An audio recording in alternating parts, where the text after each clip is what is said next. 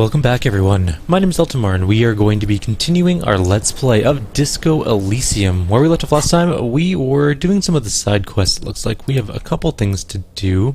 We have to go talk to the smoker on the balcony. Of course, that is at 9 o'clock. Which it is, what time is it right now? It is 8 in the morning. So we got some time to kill before we can do that. We can't inspect the victim's body because we keep throwing up. What about reality lowdown? Alright, we need to talk to rich people to figure out what the world is all about. We have to figure out who reported the crime. We should go do that right now. Actually, we can do that. We need a sufficiently tragic tape and play it on the boombox to memorize the lyrics, then ask the cafeteria manager to perform it, preferably in the evening. So we need a sad song tape. Gotta find one of those. We have no idea where our badge is at the moment. We need to ask Renee about the photo, which is out by the shot put area. Joyce needs our badge as well. That's the smoker. We need 2 signatures for Everard. Or we can just forge the signatures. We'll do that later maybe. The hangover feels really bad. We can take the edge off and we can do that by drinking, but we're not going to drink because why would we? We need to find money for rent. Oh yeah, we need 20 real, don't we? I don't know how much money we have. And we also need to open that secret passage. We have $2.38. We need to go find some more money today. Or we're going to be sleeping on the streets. Let's go talk to Renee first of all. That's not Renee? I think we have to go this way. There he is, he's right there. Who's this guy though? This shit ain't nothing to me. Alright, he's a drunk dude. I got it. Vigilance, officer! What can this old carabinier do for you? He salutes you. Is there anything you can tell me about this rifle? I hold up the antique firearm. It's a Belle Magrave, he says, taking the rifle. 4.46 caliber, breech loading, Revachol made, good weapon, accurate and reliable. His moves are quick and precise as he first checks the weapon, then aims it out to the sea. This man knows his firearms intimately. This one's inoperable. The bolt spring is missing and the mechanism is jammed shut. Still a beauty, he adds, handing the rifle back. Where'd you find her? In the basement there. I point at the bookshop.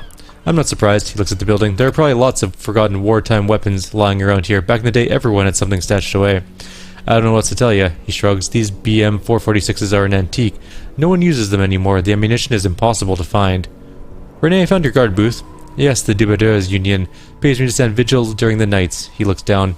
Not out of any political allegiance, mind you. I'm an old man. I don't sleep more than a few hours every night anyway, and money is tight, he adds with a slight sigh. You must have seen something on the night of the murder. Your booth looks right into the yard. Yes, it does, he nods. Unfortunately, I wasn't working that night. Been on a 2-week leave since last Monday. Why are you on leave? It's a private matter, he says with dignity. Nothing to do with your investigation. You see, Officer, Renee is the kind of man who'd rather die than admit he needs medical assistance, or God forbid, seek it out. A real man's man. He's just gotta ride it out. I'm fine, goddammit. Mind your own business. The outburst makes him clutch his chest. It's nothing.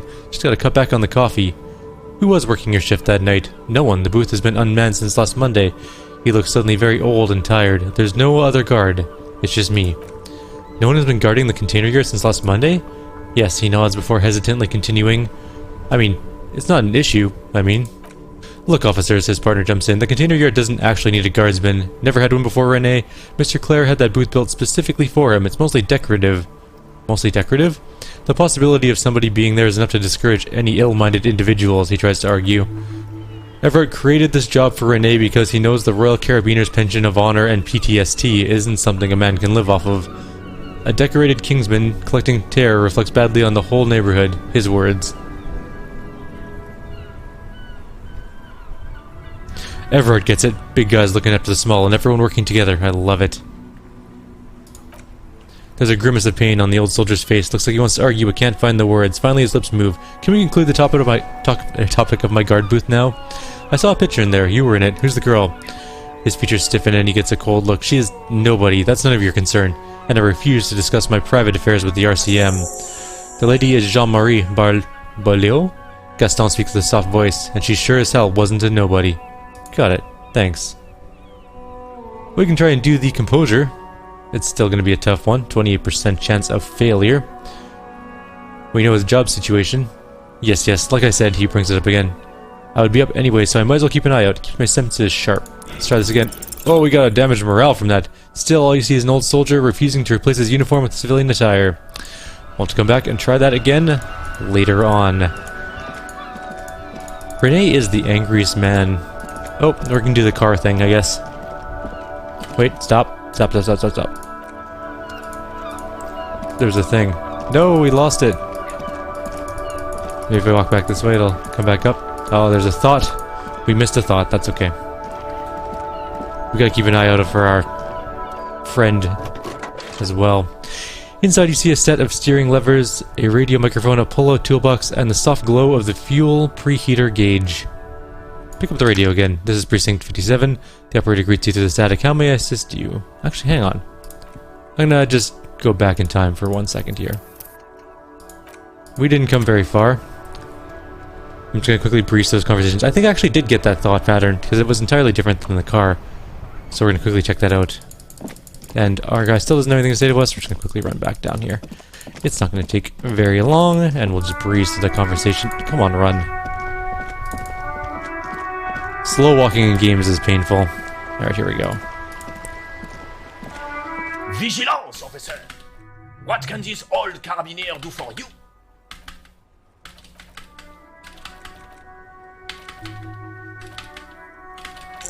Alright. Oh, you can try this again, I guess. Oh, he actually succeeded this time. As Rene turns from you to his partner and back, the medals on his chest rattle and glare. He keeps his spine straight and his ribcage lifted, displaying them proudly. How many medals are there? 2. The larger one is shaped like a cross, while the smaller one resembles the sun. Look at the cross. A crowned head in front of crossed rifles. The medal hangs from a blue striped triangle. It is the Croix de Bravoure, the Cross of Valor. The cross was the highest battlefield decoration in Suzerain's armed forces, awarded for exceptional bravery in the line of duty in service of King Frizzle I. How about the sun? A small blue star inside a orange sun. It has the word Valiance written below. The setting sun was a decoration used to distinguish seasoned combat veterans in service of King Frizzle I during the Revolution. The Croix de Bravoure and the setting sun. What did you get them for? For bravery, he interjects. That's what I was gonna say. Bravery. I'm sure. But I know this uniform's reputation. You were also wondering if I got these for raping women or killing babies. So did you? Honor is everything to me, he says with a grim finality. Whoa, sounds like you're gonna open the gates of conversation. This man will literally talk your ear off if you let him down, or if you let him wander down memory lane. So what did you get the medals for? For doing my duty in the heat of battle, for looking my mortality in the eye when men like Gaston here hid in the bushes and shat themselves. He saved some modest princeling who foolishly strolled into the front line in his gown of velvet and gold. You saved a princeling? It was on the first months of the revolution here in Revachol. Unrest was spreading like wildfire. Marauders had taken most of the Coran and were getting really ambitious. King Frizzle thought he could end it all in one decisive strike. The old carabiner runs his fingers over the large medal, sent his cousin Drisant to put an end to the unrest. Alas, the young Drisant was all piss and no vinegar. Wearing a tunic of purple velvet and cockatoo feathers to battle, he spits. Even his rifle was gold-plated. Shone from 5 clicks away. Can you imagine the asininity? He really despises that Drisant fellow. Purple velvet tunic, the lieutenant says thoughtfully. That isn't exactly camo. To keep the long and bloody story short, Drisant marched us against the partisans in Coran. When I say march, I mean he made us walk into captured enemy territory, single file like toy soldiers, while he rolled in front on his giant red stallion. The rebels were smart. They let us come real close before opening fire. Suffice to say, it was carnage. Must have been a bloodbath. I got shot in the left shoulder and went down, just a flesh wound, but just as I turned over, the prince fell into the mud next to me. He was missing his lower jaw. Then his horse, driven mad by the noise and smell of gunpowder, stepped on my leg and shattered my knee. He pats his right thigh. Okay, so what did you do? I grabbed my sidearm and shot the beast in the head, then everything went black. Capitaine Arnaud, La Fleur de Chavot. When I came to, it was all over, he continues, ignoring his companion. It was just me and jawless Drisant gurgling in the blood-soaked mud right next to me. The Ding had taken numerous flesh wounds and had lost a lot of blood, but despite missing his jaw, he seemed hesitant to die. Tougher than he looked at that one. That would never happen to Johnny Law jaw. I point to my jaw. My jaw is tight. Right, he doesn't get sidetracked. So I grabbed the prick and started crawling, kept going until the 59th Cavalry picked us up. For some miracle, we both survived, and the jawless freak convinced Frizzle to give me a medal for not leaving him to die in his own blood, piss, and shit. He was the commanding officer, and I was on duty, just doing my job. Shouldn't hand out medals for that. He shakes his head. 13 months later, I received the Sun for distinguished service. It's not worth mentioning. You sense he's downplaying it. He did a lot more than his duty, more than anyone's duty. It's in his spine, in his billowing breast, in untarnished self-worth. Sounds like you're being modest, Rene. The old carabiner stands quietly like a statue, his features motionless. What Monseigneur Modiste is not telling you is that he crawled over 7 kilometers before the cavalrymen found him in Dristant. 2 days later, that was. And that even whilst crawling with a mangled half-dead prince on his back, he still managed to murder 3 rebels on his way. Is that pride in his voice? It's deep down, maybe even unbeknownst to the man himself, but it's there. Hold on, you're just a little bit proud of Rene's heroics, aren't you? Sorry, officer, but you're reading me all wrong, he chuckles. I'm a man of peace, and these kinds of bloody heroics are only impressive to men like Rene himself. Certainly not to me. How did you find the story to be, officer? Quite impressive. It's men like Rene who made Revachol great once. Maybe, but also bear in mind, officer. He points to the sun-shaped medal on Rene's chest. They don't hand these out for anyone with a service record. Oh no, you have to get shot, he nods eagerly, repeatedly, and you have to get your hands bloody too. Really, really bloody. Do not speak of what you know nothing about, poltroon. He slams the heel of his boot on the ground. Duty is something you will never understand. Why do you despise Dristan so much? Because he was a goddamn dandy, he exclaims furiously. Had no business leading men on the battlefield. All he was related, that's it. Royal blood alone doesn't make army commanders. He was a stupid kid, only interested in horses, hairstyles, and man-loving. He spits, and 782 Royal Carabiners are dead because of his incompetence. Thanks, Rene. Bah, his gaze wanders over the bay. There are many such stories in these days, many such men too. True Revacholians, men with backbone. Oh yes, Rene, yes, the jolly man nods meekly. Men were bigger, girls were prettier, and everyone was a Fasha? Lord, please bring back those days if you can. I'm not getting into this with you again, he mumbles through clenched teeth and turns to you. Officer, was there anything else? We can't get the drama. Well, we might be able to do the drama. You should come up with a heroic story of your own to impress this old soldier. This is a red one, though, so we're not going to do that right now. It's only one shot, one opportunity to seize everything you've ever wanted in one moment. There we go. Let's do this thing. In the morning light, the white on blue police livery on the motor carriage cannot but catch your eye. Wait, why am I even thinking about this? Wasn't I supposed to do something important, something murder-related? There's always something important. Doesn't mean you can't take a moment to admire this piece of machinery. This is a Capri Kanima. The Capri Motor Corps follow-up to their highly successful workhorse, the Capri 40, and answer to the LUM's racing-bred Pherrid series. With its air-cooled, rear-mounted 12-cylinder compression ignition engine driving the rear wheels through a 4-speed manual gearbox, the Kanima is able to reach 100 kilometers per hour in 13.5 seconds. It's actually not that bad. And go on a top speed of 180 kilometers an hour. Also not bad. Won't it roll over at the first sharp corner? The high center of balance is offset by a large battery bank mounted at the bottom of the cabin, feeding all the auxiliary systems, and making the Kanima effectively a mobile power plant. This tech talk is really rubbing me the right way here. Due to the quite steep price tag, it is very unusual to see one in police livery. That machine really puts the loco back in locomotion, I point to the vehicle. Very cool. The lieutenant smiles ever so slightly. You want to take a closer look? What's it backing in there? Engine, 130. I reckon that's a 7-liter V12 there. An advancement of the KR-18GU engine of the Capri, 40 to be precise. That's a what, 7-liter V12? 7.2, supercharged. The lieutenant is trying to suppress a smug smile, unsuccessfully. A fine machine. Yes, there's a gentleness in the lieutenant's voice as his eyes run over the vehicle contours. An extraordinary machine. Alright, let's move. We just had a weird conversation, vaguely sexual conversation about a car. These things happen. Inside you see, oh yeah, you're gonna go do the radio. This is Precinct 57. The operator greets you through the static. How may I assist you? I need you to contact or connect me to a civilian, a Sylvie. She may have reported a murder.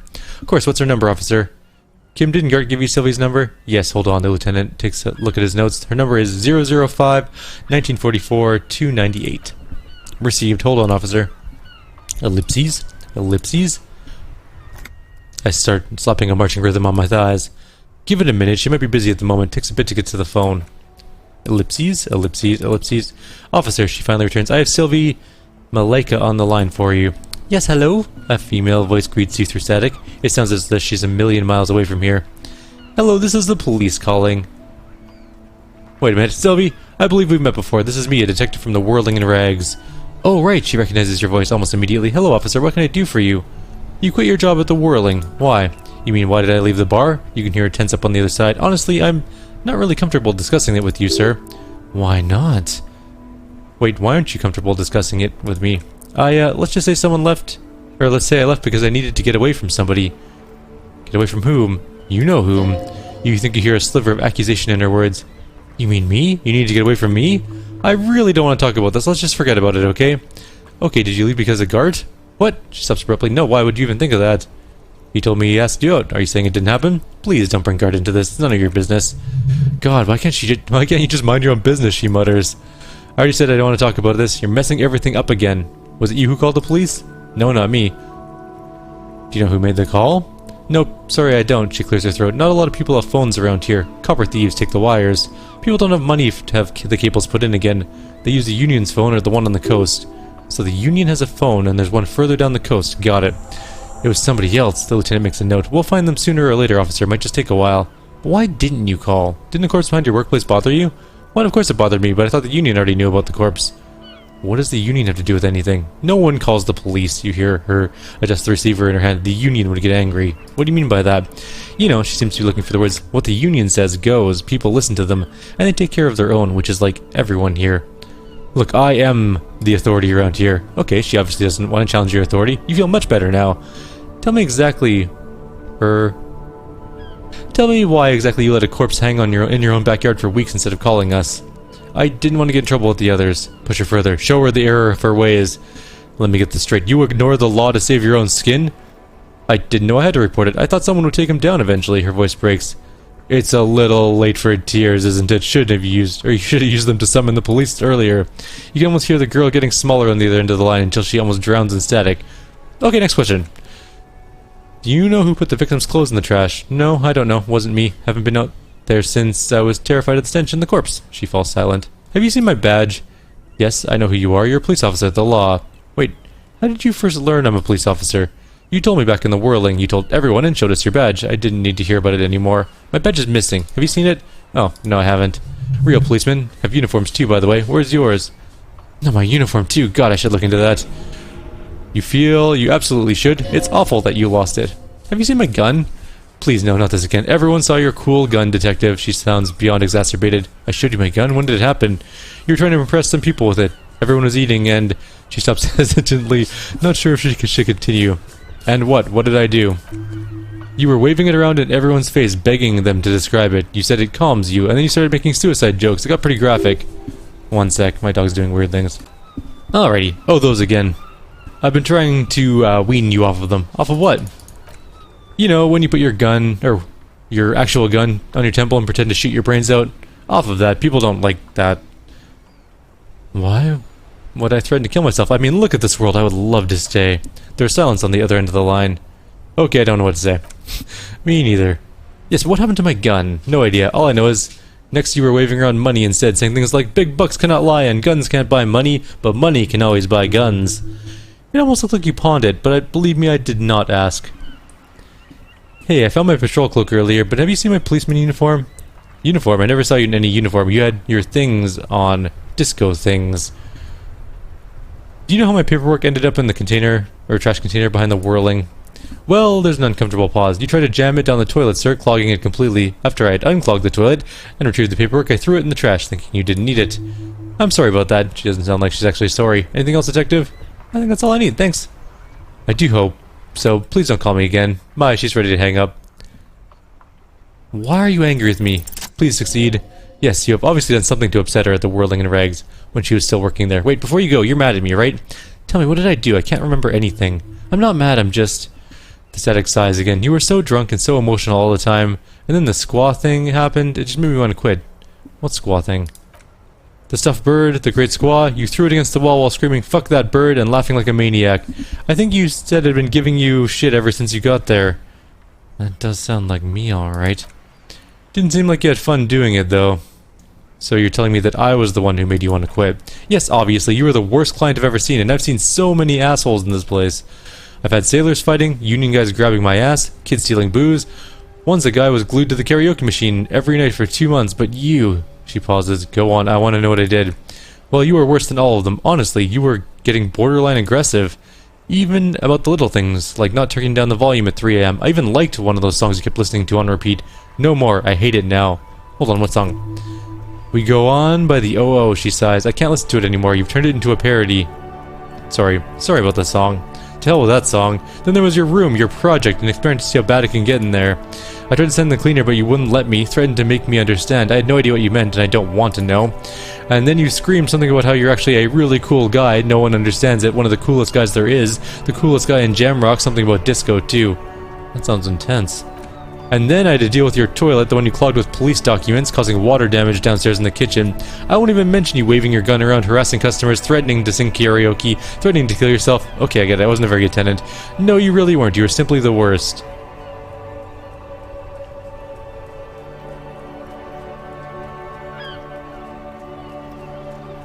I'm sorry for everything, Sylvie. God, I knew I shouldn't have brought it up. Just try not to call me again. Let's pretend it never happened. But when I spoke to Guard, it seemed like he thought you left because of him. Wait, really? No, it's absolutely not true. I like Guard, I really do. Didn't he cross the line when he asked you? Oh, no, it was actually really flattering. I've always liked him, it's just bad timing with the corpse and all that. There's a pause. You can almost hear her, or see her on the other end of the phone cord coiled around her index. I didn't know what to say to him later. Then when you came and destroyed the place, so I left without explaining. I should have told him, maybe. I can tell him.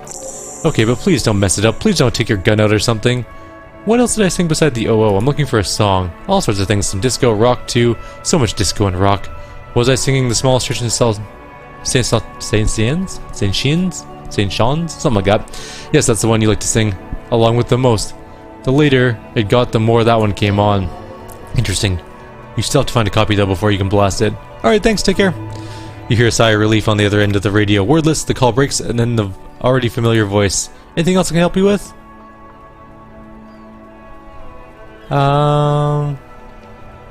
Ignore Alice and press the button labeled saved. As always, it's DJs Mech and Flasio, and you're listening to Speed Freaks FM, bringing you the hottest, the nastiest, the most vulgar. A flock of seagulls takes off nearby, startled by the roaring radio. Right away, the lieutenant reaches into the cabin and turns off the radio. He's not looking at you, and he says, "Someone must have been messing around with the radio or picked up a random frequency. You wanted the pipe or prime line, right?" Speed Freaks FM, huh? Look him in the eye. Oh, is that what it was called? He's trying hard to act surprised. Go for it. Turn the radio back on while it's still on Speed Freaks FM. Pick up the radio again. Souped up motor carriage for one bad mama's boy. For the heavy of foot and freaky in. God damn it, the lieutenant moves in as quick as a viper and switches off the radio and sets it on prime line. Then he turns to you. Look, helps me to stay alert on long nights, okay? It's a method. It's not some kind of speed freak or... He shakes his head furiously, staring at his feet. What about heavy of foot? You would be too if you had this motor carriage, he snaps half seriously. But seriously, let's quit joking around, alright? We have a case to investigate, and he turns back to the cabin. Alright, we're gonna get rid of the radio. Actually, you know what we should do? We should turn on the headlights. That is one more thing we haven't done yet. How do I turn on the headlights? He turns the preheater on, waits, takes those keys, and says, "Alright, ready." I turn, you press start, it's next to the preheater. Press engine start, the dashboard lights up with an orange glow. Rounds per minute, gauges jump, and the engine of the Kupriki Nima comes to life with a whiny growl. Like a leopard waking from his sleep, yawning and roaring at the same time. Headlights. The lights unfold to the click, casting electrical light on the ground before the vehicle. There you go. I'll turn them off from the remote once you're done. We just need to stand in front of the machine now.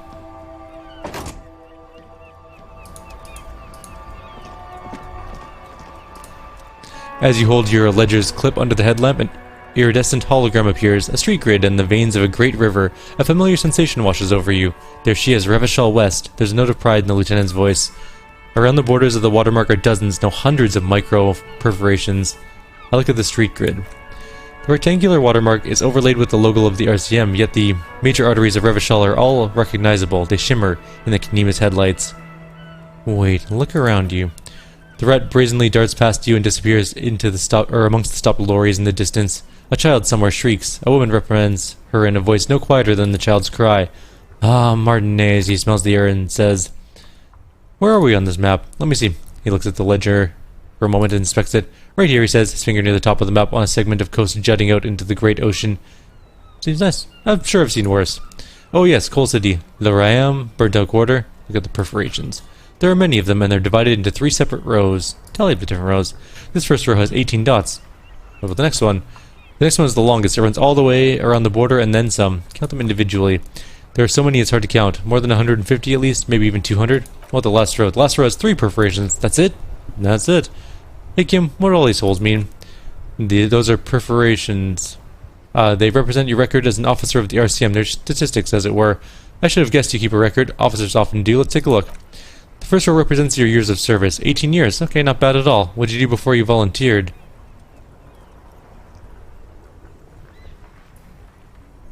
I walked to the land, telling whores and liars of the end to come. There are 9,855 days remaining.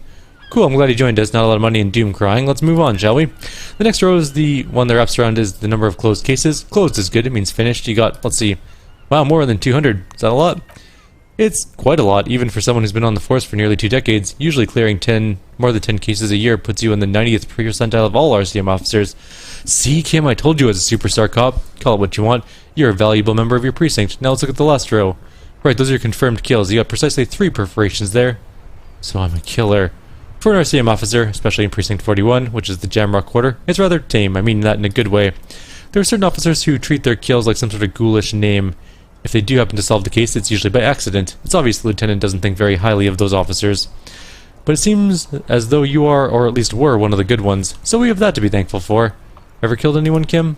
Yes, he says, declining to elaborate. How do you handle the strain? Everyone has their own method of coping, some more effective or self-destructive than others. He gives you a meaningful look. Perhaps, or personally, I find it helps to keep a few hobbies. Like what? Oh, this and that. Let's not get into it now. Maybe I should find a hobby. Why not gardening? You already got the gloves. He points to your yellow gardening gloves. It's meant in earnest. Please don't mistake it for a jab. Maybe I should pour one note for the boys, the fallen? The lieutenant sighs. If you want to pour out the booze you've been carrying around on duty, I'm certainly not going to stop you. I pour one on the ground ceremonially. A dark pool of cheap wine appears at your feet. It shimmers in the lights of the Kanima. I'm sorry for killing you. Very noble of you. Are we done here? Thanks for this. He nods. Okay, let's go. Right, I'll go turn off the lights. He presses a remote control on the key. You can now see your statistics on the journal page. Cool. Well, we've learned something today. We also have another skill point. We only have 1 skill point extra right now, looks like. But, what do we want to put it in? I have a muscle twinge that's really hurting. Holy crap. That was painful. Alright, what are we going to put it in? Let's actually take a look here at our things we need to do. We need interfacing for the map wall. We're never going to get the barbell. Let's just admit that right now. We can try electrochemistry and try and get the mirror up and running. Or we can do rhetoric with the cargo container. I kind of want to do the cargo container door. Let's get rhetoric. Where is rhetoric? Boom. It's up there. Alright, we have 1 rhetoric point. And now it's maybe slightly easier. Hey, so we've been monitoring you internally, and now we know your copotype. Copotype? Wait, there are copotypes? Yes, guess what yours is. Some kind of... I was kind of hoping for Superstar Cop. That is only a ludicrous daydream. Guess again, you're the... Cool. Some kind of weapon cop? No, you're the sorry cop. The cop who's sorriest. Let's make it official then, shall we? Won't the other copotypes be jealous? What, jealous of the sorry cop? I think they'll be fine, don't worry. They'll be super fine. It'll totally be okay. You can dual copotype sorry. From sorry to anything. You know what? I'm actually not sorry. I changed my mind. No, you don't. Come on. You'll be back to saying sorry in 2 minutes. Stop wasting time and begin the repentance. I'm sorry. Of course you are. It's okay. See if you can get something out of this, like info, or maybe every time you say you're sorry you get $1 million. That won't happen. What does that mean? Let's go into our... Oh, our thought's complete. The Mazovian socioeconomics are done. Which means that we get left-wing... yes, we want to be left-wing. Left-wing dialogue options give us 4 experience. That's pretty nice, actually. That's going to be our communism. Also, we get less visual calculus and less authority. Kind of sucks there, but that's okay. Do I have any... Oh, I do have a rigorous self-critique. We need an unlockable point. We need more experience. How close are we? We're 20 experience away from a level. We'll be able to put it on pretty soon. Let's go back and... Oh, wait. We can do the...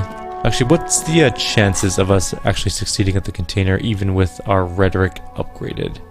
Still impossible. It says right there. Alright, well... I guess we're gonna go inside. Or not. What are we gonna do? Oh yeah, we wanted to talk to Gart for Sylvie. Okay, let's go do that. We can quickly do that before the end of the video, I think.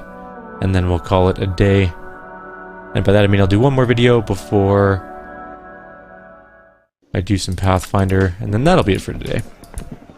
Let's go talk to Gart. Gart, hello! Can I help you? He arches an eyebrow. Here's a trash container key. Thanks. We found what you were looking for. Found the victim's clothes.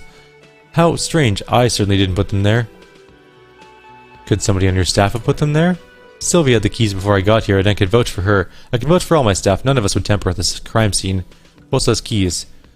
The trash collection service? CS Municipal? I can't even talk today. I don't see why they would put anything in the trash, though. Ah, the elusive CS Municipal. I doubt we'll be able to track down who was sent here last and when. This will have to be one of those little threads that solves itself down the road. Turns to men. Thank you, anyways. Maybe you don't remember putting them in there. Maybe you were sleepwalking or in a fugue state. He grimaces. I think fugue states are more your forte, officer. Let's talk about something else. I talked to Sylvie. She left because of me, not you. Wait, what? He looks up. What about the bird? The bird? Yeah, the bird I found. It lying on the floor with a broken wing in the morning she left. Well, she didn't break it, I did. I threw it against the wall. You broke the squaw? His face is flushed with emotions. A rash covers his neck. I assure you, it was him. Why on earth did you just have to break the squaw? I just break things. It's the way I am. I can't believe it. I was so sure it was Sylvie. Even worse, I thought she was trying to send me a message, symbol of hope and all. A tender type of hope. Something stirs within you. Perhaps this is why you broke it. Alright, he calms himself. Did she say anything else about me, you know? Did she say anything about me? She said she was flattered. It was just bad timing. Really? The man doesn't know what to say. He wipes his brow and stares at the counter. I should give her a call then. Thanks, I guess. He gives you a short nod. Was there anything else you wanted, or... about my bill for the night. Got the 20 real? No, I do not. I don't even have close to that. I might have to sell some things or something. We'll figure that out. I wonder what happens if you can't afford to, like, sleep. I'm actually really curious to see how that'll play out. We'll find more money, though. I'm hoping. We're going to put it rigorous. Well, we need to unlock this point. Yes. And we're going to put rigorous self. Technique there. We get logic -1, encyclopedia +1, visual calculus -1, authority -2, pain threshold +1.